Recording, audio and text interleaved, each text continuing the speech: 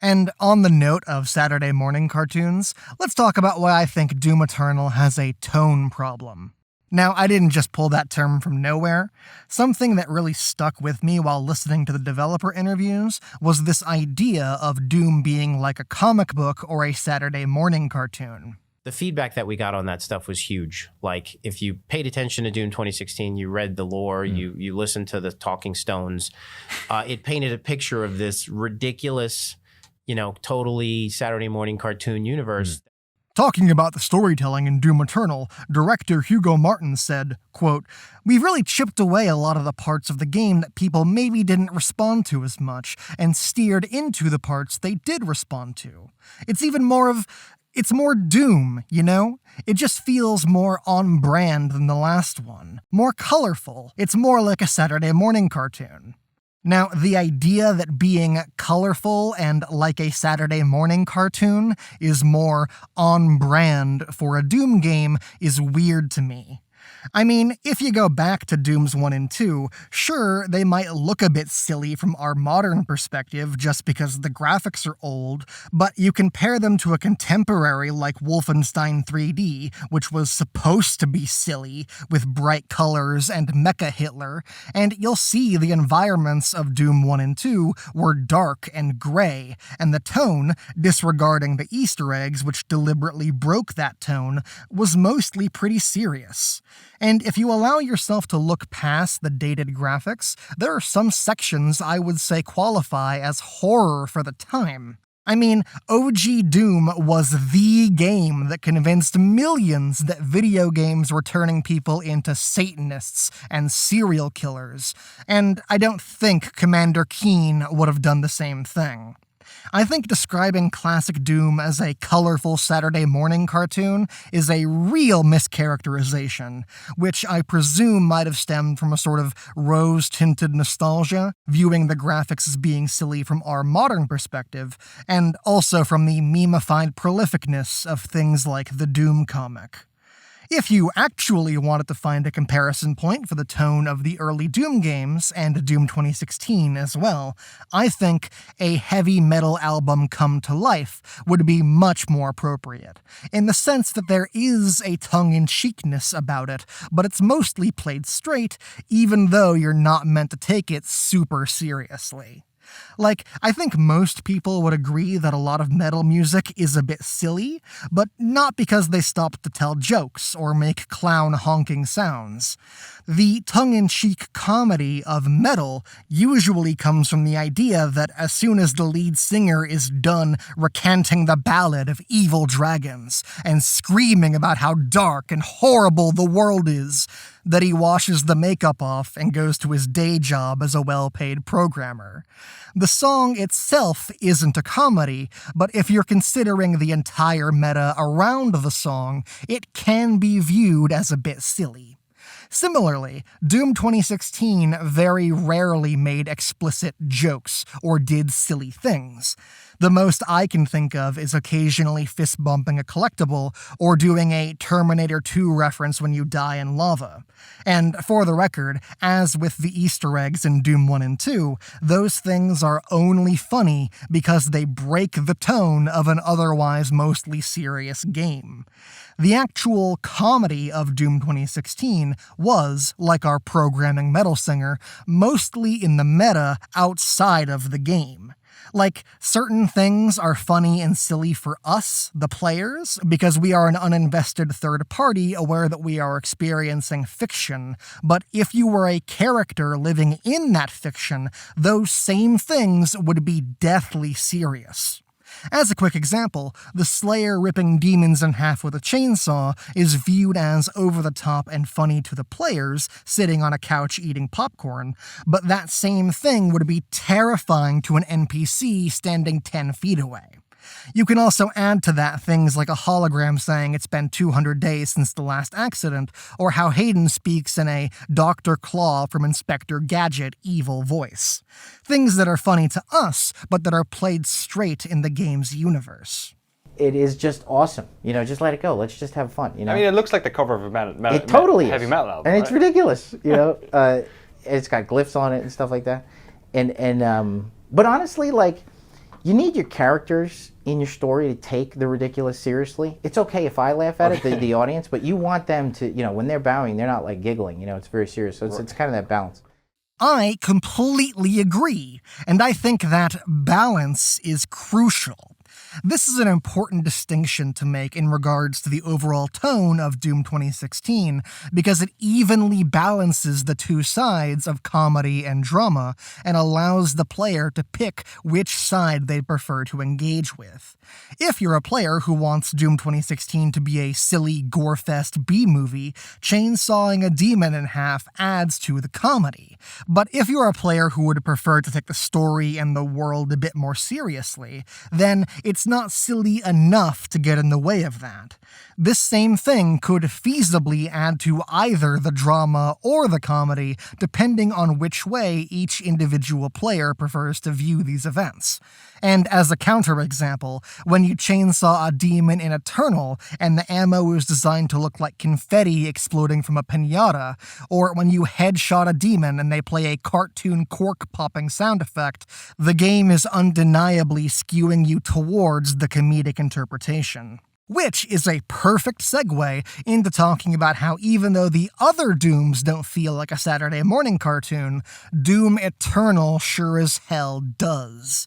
And I think having the idea that the previous Doom games were silly as a justification during development is why Doom Eternal has a tone problem. Brett put this, he's one of our animators, he put this in the game, the little fist bump thing and the little moment. Like, I love how he touches it. That stuff was really interesting because you can ruin your brand. Like, even though he's a simple character and we were just doing, what was fun, we took our fun super seriously. Like we really obsessed about the brand and the Doom Marine, and that just, it was a knife's edge of cheesy stupid to like cool stupid. There's smart dumb and there's dumb dumb. Like, we wanted to be smart dumb. And so too much of this, it's ruined. Right. This, once in a while, the little thing, like that's perfect. So. Thank you, Hugo, for that smoking gun. And for the record, I was totally okay with Eternal dialing up the silliness a little, like to a 5 or a 6, but that balance that Hugo talked about, the knife's edge between smart dumb and dumb dumb, has been completely lost. Compared to 2016, there is much more of an emphasis put on comedy and being silly, self-referential, and quote-unquote video gamey. And none of those are bad things by themselves, but in aggregate, I think they add up to some serious problems. One of the common ones that I experienced was all of this leaning really hard into being a video game, i.e. not real, made the whole thing feel a lot less real. Yes, Captain Obvious strikes again, but I'm serious. One of the first things you'll notice when you start playing is that the game is bright and colorful, like a Saturday morning cartoon. The UI now incorporates a bunch of different garish colors and fonts, rather than the mostly streamlined and realistic uniform blue of 2016's HUD. And this reminder that you're not in a suit of high-tech power armor designed to efficiently exterminate demons, but are instead playing a video game at an arcade cabinet in the 80s can be a small but constant hit to your immersion. Thanks to our stupid teleporter, the environments are now more varied and epic than the grounded world and level progression of 2016, with a healthy mix of locations and different eye-straining color palettes. All of which are designed to feel less and less like real places, because we're a video game, lol. Again, maybe this is a boon from a variety perspective, but it's another small but constant hit to my immersion. And I really don't like how guns and collectibles aren't a part of the environment anymore. In Doom 2016, you picked up figures that were on the ground, found data logs that were in the environment, and pried guns off of dead bodies. And if you looked around for secrets, maybe even found a couple of them early, which, encouraged you to explore and look around and to appreciate the levels as a space. In Doom Eternal, the codex pickups are all flaming pages hanging in the air and impossible to miss. The secrets are glowing question marks, and the guns are green and floating 5 feet off the ground. Again, we're a video game, lol. But all of this adds together to make everything feel more fake and make me care less. And I know the intention was to make things feel less real, but I liked it when things felt real, when the world was engaging. And the key thing I want to hit on here is I don't think we've gained anything. None of this was necessary. It's not like id Software got to be more creative by ditching the grounded aspects of 2016. I think it's just an excuse to be lazier. If Doom Eternal is a cartoon, then they can just teleport us to colorful places that don't have to make sense. They don't have to write nuanced characters. They don't have to bother explaining why there's a rocket launcher here. They don't have to give a shit about world building and level design when we can just poof whatever we want into existence. Argent Tower in 2016 was a level with a series of platforming challenges, but they still made all of that fit into a context. You're inside a big machine with a bunch of moving parts, and you know what the machine is, and what it does, and why it's here. The platforms are drones that work inside the machine or spinning parts of the machine itself. But in Eternal, when they want a platforming challenge, they just use floating spike things and a bunch of fire chains straight out of Bowser's castle. Why are they here? What do they do? Who cares? It's a video game. LOL. We haven't gained any utility, we have just lost context. And I swear it feels like the only reason the game is this way is because it would have been effort to think of a context, to put the work in and try and ground these levels in any kind of reality. And the cutscenes piss me off for this same reason. We're now constantly popping into a third-person view, but this feels like a lose-lose. In 2016, never leaving the first-person perspective made you feel like you were the Slayer, rather than the guy who gets to drive the Slayer around in the gameplay bits. And nothing is gained by seeing him stand around like a dope or pump a shotgun in third person. The only benefit I can see, aside from now being able to sell you just the shittest skins imaginable, is that it's probably way easier for the developers to show what the Slayer is thinking with a third-person cutscene rather than a first-person one. In 2016, when they want to show that the Slayer disagrees with Hayden, they have to do something really artful, like have him look down at a corpse while Hayden insists it was all for the benefit of mankind.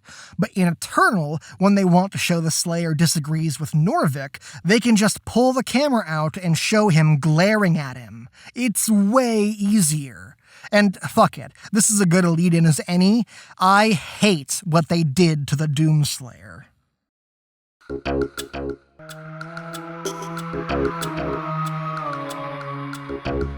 When you're setting out to make a power fantasy, it's a very tricky tightrope you have to walk between failing at that and not making everything feel cringy, for lack of a better word. It's all too easy to make a character that's the bestest person ever and prophesies to save the day, and that gets all the girls without even trying, and that every other character is in awe of and wishes they could be as cool as you. Sorry, as cool as them. We would usually call this a Mary Sue. Can I just say that it is an honor for me, personally, to meet you? Doom 2016 pulls off staying in this very difficult middle ground quite deftly with a few good writing tricks. I think most crucial of which is that none of the characters like you. Hayden hates the Slayer and only works with them because he has to. Olivia is disdainful towards you. Vega is indifferent because he's a robot. And the demons obviously despise you. But the power fantasy aspect still works because all the characters hate you because of how cool you are. This is where Doom Eternal trips and falls on its own dick right into Mary Sue land. And while there are a lot of things we could touch on, We're just gonna go straight for the jugular here, the Elena Richardson audio logs, in which a science lady cartoon archetype is all, "I love science and the scientific method, and by Einstein's beard, I refuse to believe in anything as fanciful as demons," shifts into a cultist worshipper going, "The Doomslayer was foretold by prophecy to bring about the end of the age of the Hellspawn, and he's so cool and handsome and smart, and I want to have his babies." I cannot, as a contributing member of the scientific community, agree with the assumption by some of my colleagues that he is, for lack of a better word, a god. The fire and brimstone element to this catastrophe we currently find ourselves in has definitely shaken my scientific resolve. 5 minutes later. Maybe he is a god.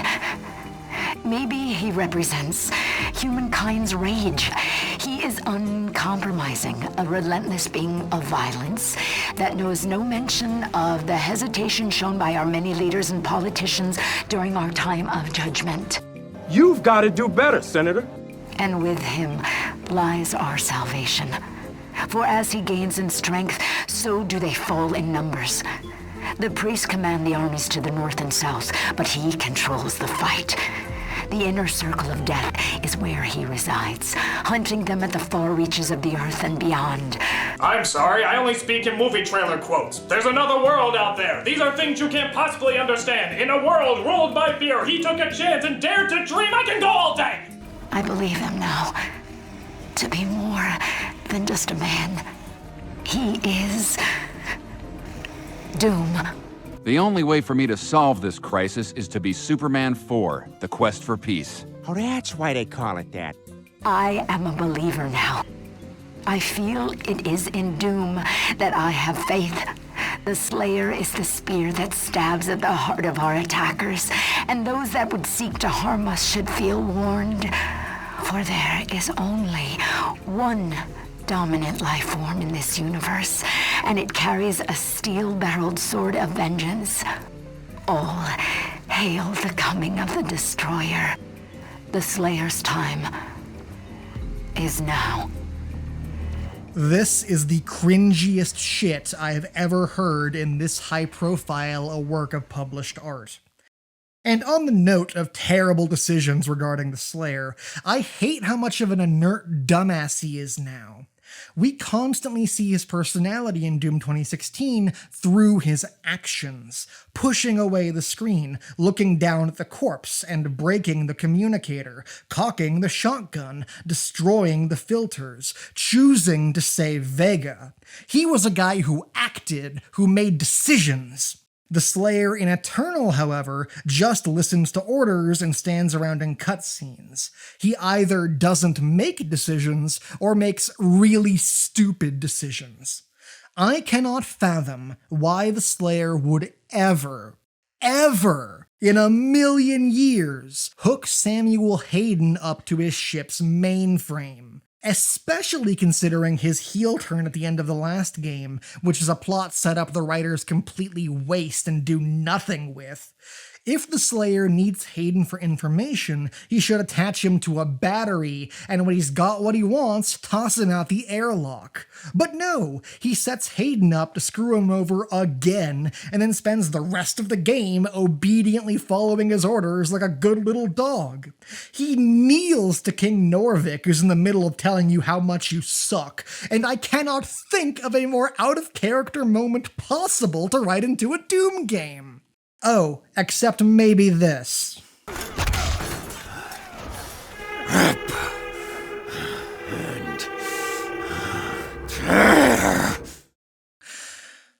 Okay, let's talk about how good 2016 is. At the end of the level, Vega Central Processing, right as he's about to press the button that will cause Vega to explode so we can open a portal to hell, the Doom Slayer pauses and first backs him up onto a chip.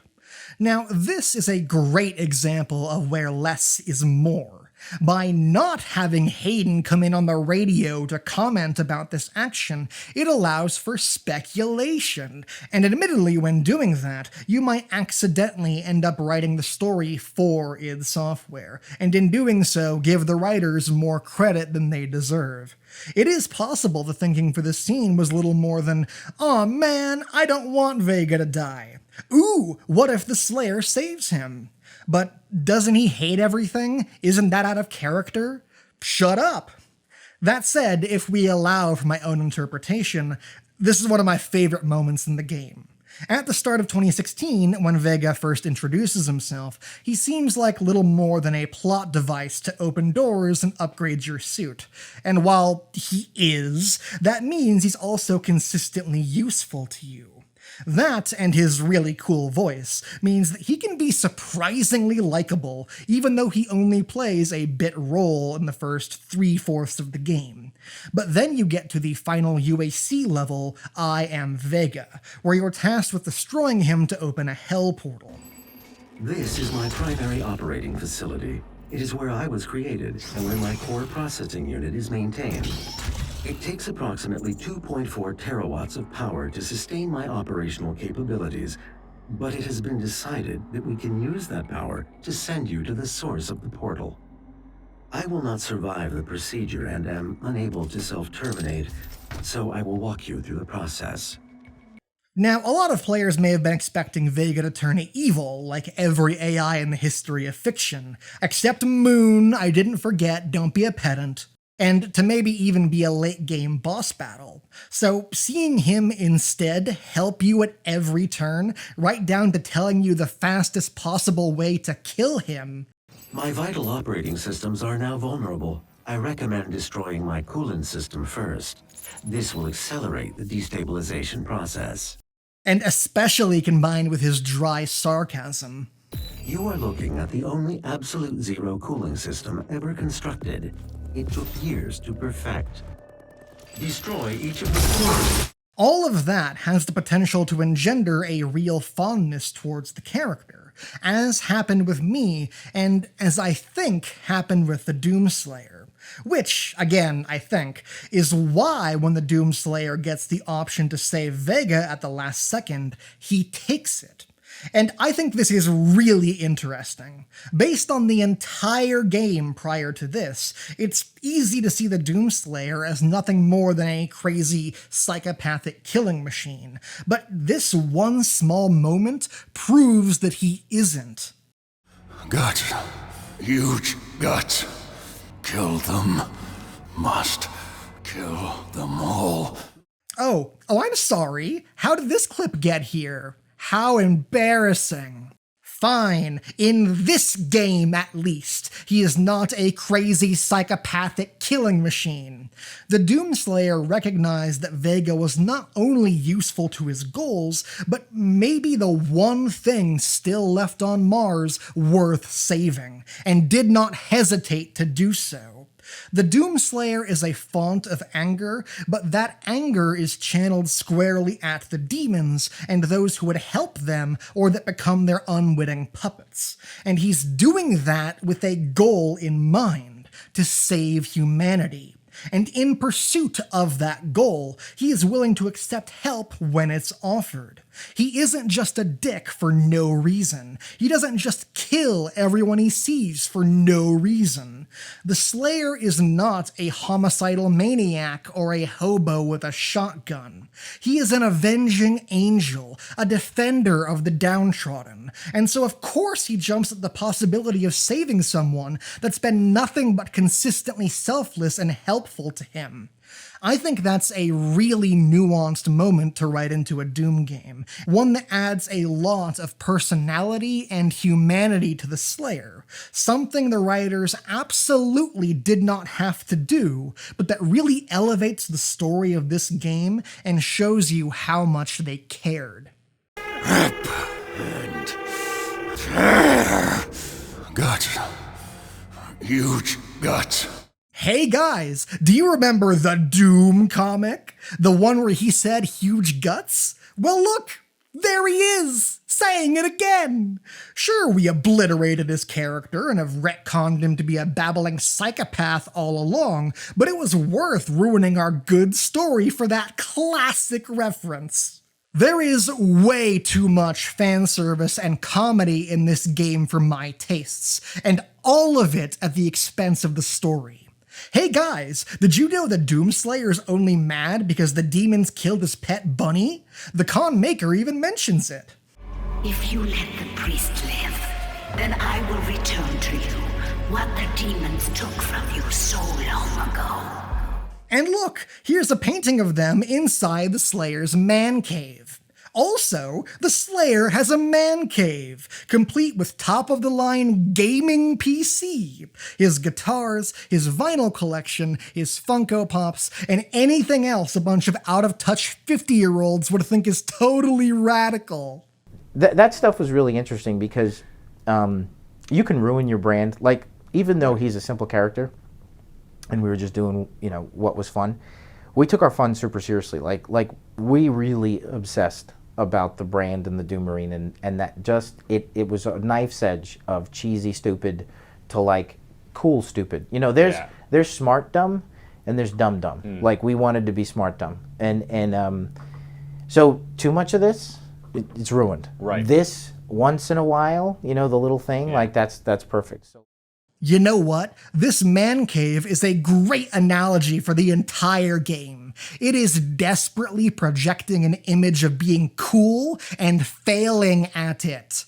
Doom Eternal never stops hyping up the Slayer, never stops telling you he's a god and the coolest, bestest guy ever, because if they didn't, there is zero chance you'd come to that conclusion yourself, just based solely on this dork who only ever stands around listening to exposition in between doing really stupid and out-of-character things.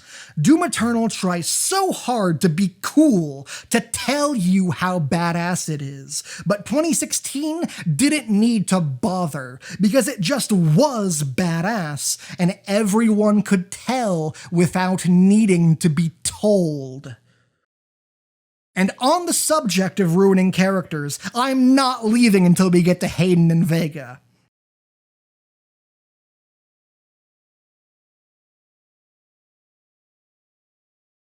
So, let's talk a little more in depth about retcons, or the retroactive continuity in Doom Eternal.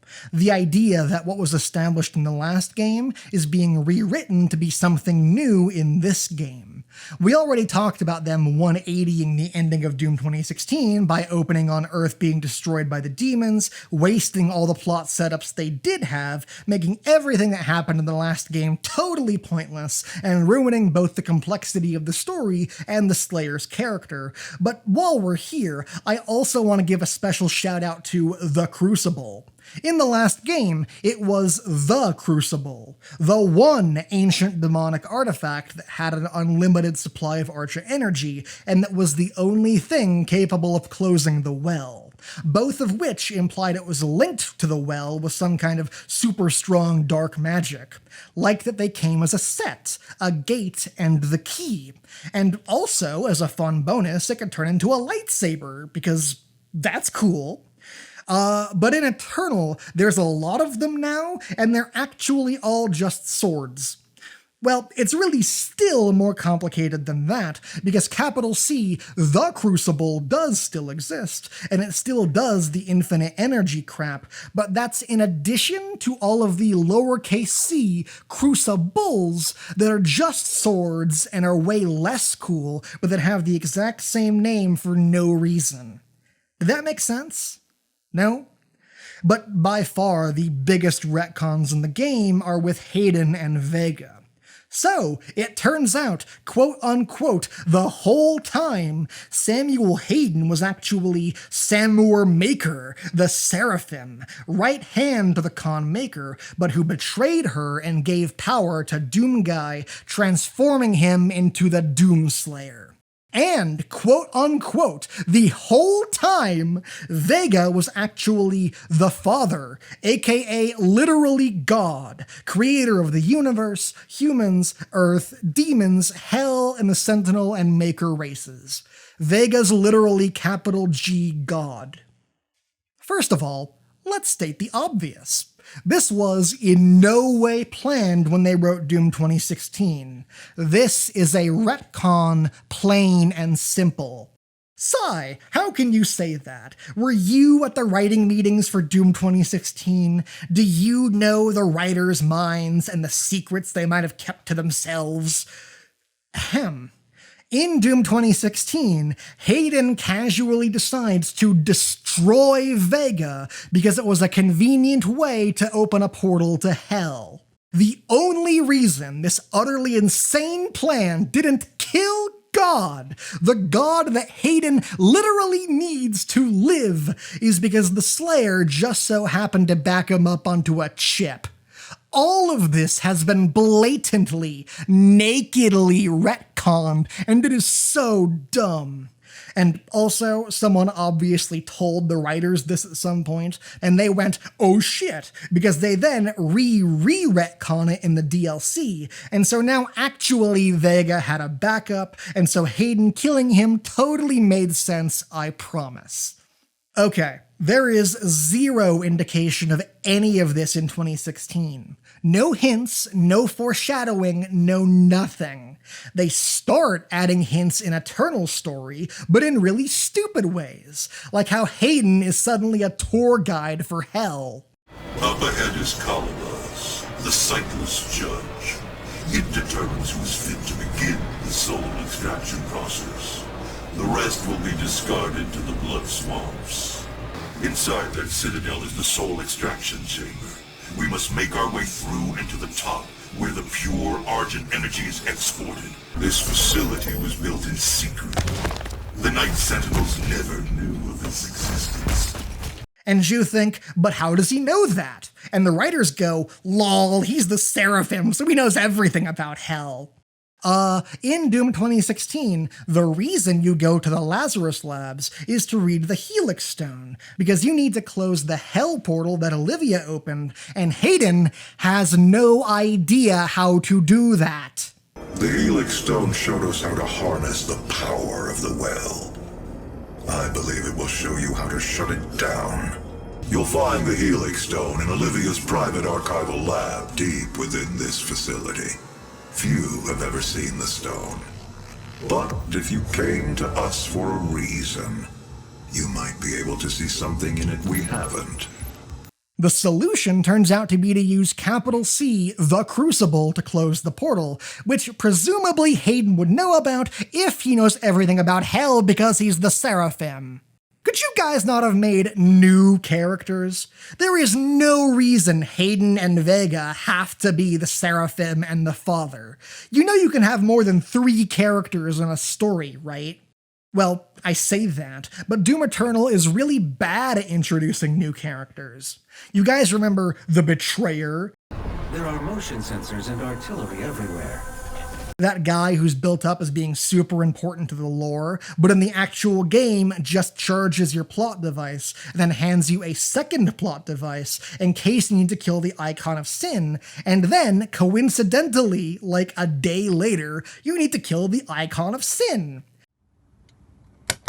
That was easy.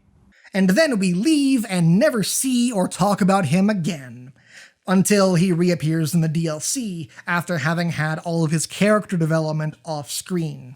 Okay, so basically he was all like, I created the Icon of Sin, and so I am sad and don't want to fight the demons. But now that we've killed the Icon of Sin, he's not sad anymore and wants to fight the demons. What an amazing character arc and worthwhile addition to the cast. I definitely won't forget about him the second this sentence ends. Okay, so that was a bust, but how about the 3 Hell Priests you have to read the Codex to even sort of understand, and who might as well have just been 1 Hell Priest with 3 lives, because all their personalities are the exact same interchangeable sneering asshole. Or the Khan Maker, who's a cartoon villain. Or Norvik, the Ghost King who can't decide what his character is. You know, that guy who talks about how cool you are in the opening, and then has the exact opposite personality when you actually meet him. Against all the evil that hell can conjure, all the wickedness that mankind can produce, we will send unto them only you. What you interfere with now is bigger than you can imagine. You are but one man. We will send unto them only you. You are but one man. Only you. One man. Only you. One man. Only you. And speaking of being a massive hypocrite, he also says, You cannot kill the priests. You know our laws. Despite their transgressions against the Covenant, they are still of Sentinel blood. And then later, you can check the Codex and find out that Norvik already fought with the Slayer in the past against the corrupted Night Sentinels and the Khan Maker. They are still of Sentinel blood. He seemed pretty okay with it here. Dude should talk to a ghost therapist and get his dissociative identity disorder figured out. Oh, and then in the DLC, we get to meet the wacky comedy relief intern and the evil Doomslayer. Oh my god, id Software, just hire a writer or someone, just God.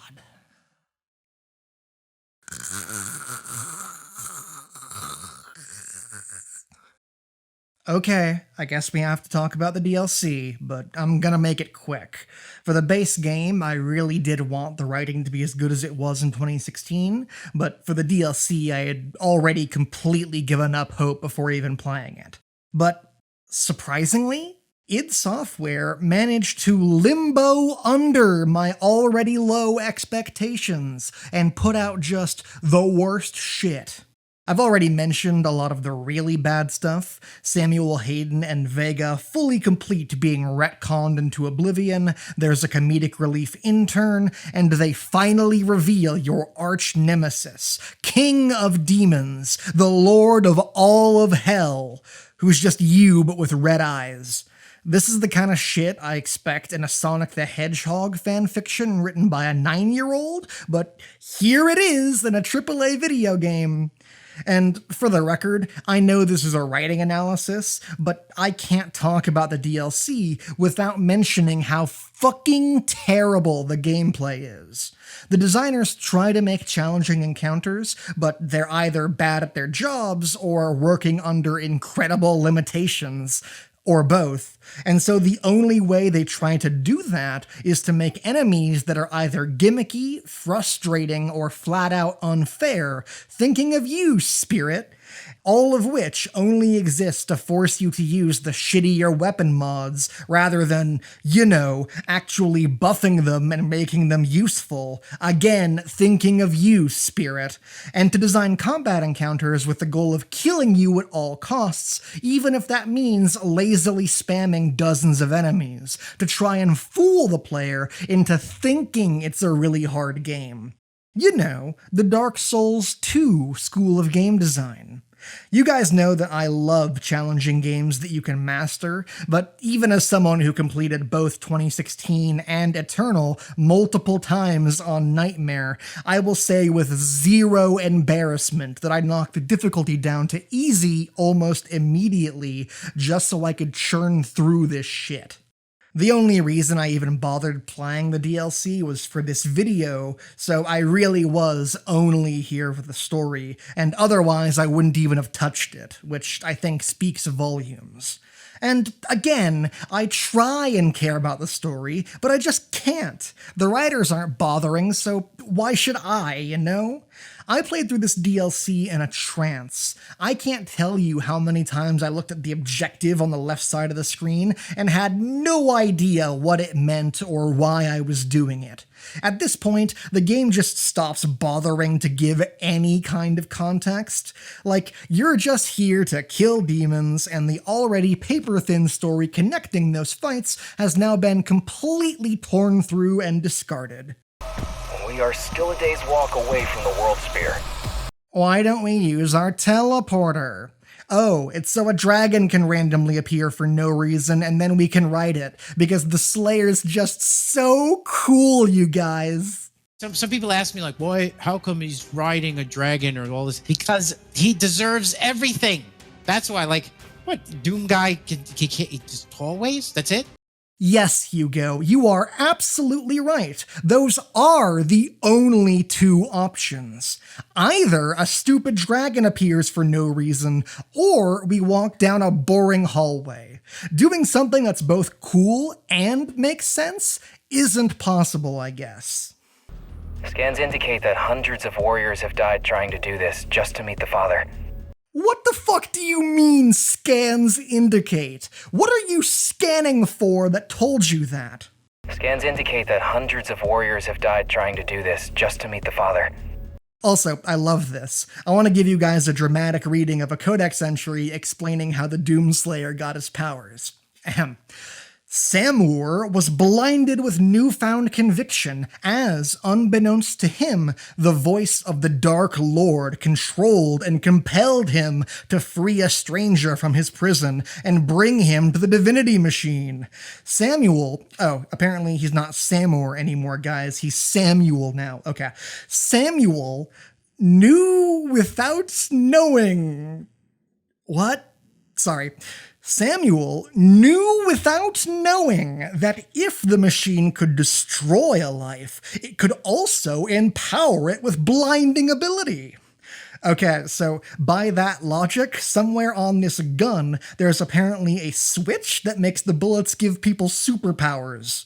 I can't find where it is, though.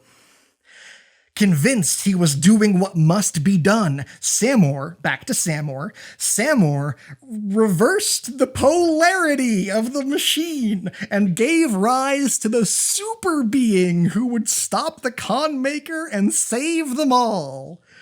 Reversed the polarity? The fuck? You know what the problem is? You got it set to M for mini, when it should be set to W for Wumbo. I will say, though, I was impressed with how obvious they were in ripping off Marvel. Most companies wouldn't trace over shit this blatantly for fear of being sued out of existence. I mean, I thought id Software had peaked with Dangerous Dave, but here they are, one-upping themselves all these years later. They even were willing to plow through their own story to do it. We're told very explicitly that the Gate of Devum is the only way to the most ancient part of Hell. How explicitly? The Gate of Devum. The only way into the most ancient part of Hell. I have the key to the Gate of Devum. I will mark its location. This is the only way into the most ancient part of Hell. We spend 2 entire levels getting to this special teleporter, and then 5 seconds after we finally use it, thousands of reinforcements also teleport in from all across the universe. You see anything wrong with that? How did the Sentinels get to Amora if the only way to get there was through the place in the Reclaimed Earth, that gate? I always thought that there was a portion of them still in Hell, but the specifics of that, I would say, loose. Yeah, no shit. These guys have just been chilling at this campfire for 50 years, 1,000? Hang on, what the fuck is the timeline for this crap? Whatever. What do they eat? Little plot hole there. We should shore that up. I'm gonna make something up, and then we'll re-record this. And also, There's a gigantic portal to the deepest part of hell just in the middle of this random city. We're told this thing has been here for billions of years. How were the demons and hell and whatnot a secret to the entire world before now? How did the UAC keep this under wraps? Has the UAC also existed for billions of years? Why was none of this mentioned at any time in the past 2 games before right now? By Hell's law, if the Dark Lord is defeated in ritual combat, any demon outside his realm will be destroyed.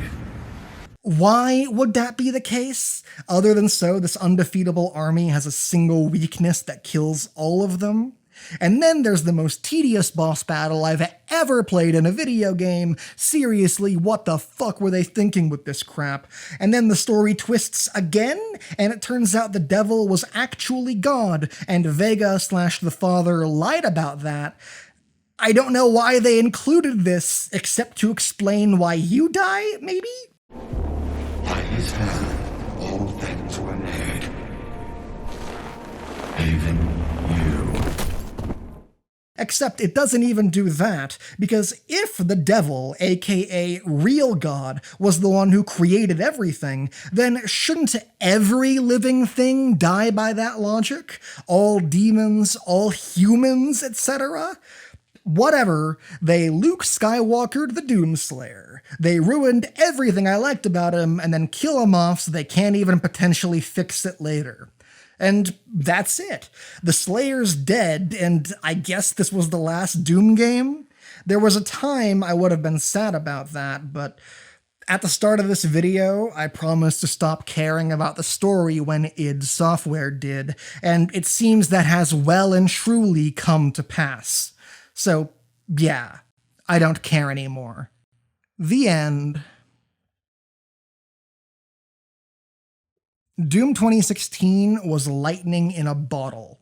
I expected it to suck so hard. The original E3 reveal trailer was the worst possible way to advertise the game, with slow gameplay and a million pre-canned animations. And then there was a ton of controversy with Bethesda denying review copies to major websites and game critics because we want consumers and reviewers to all get to play the game at the same time so they can have the same wonderful experience together.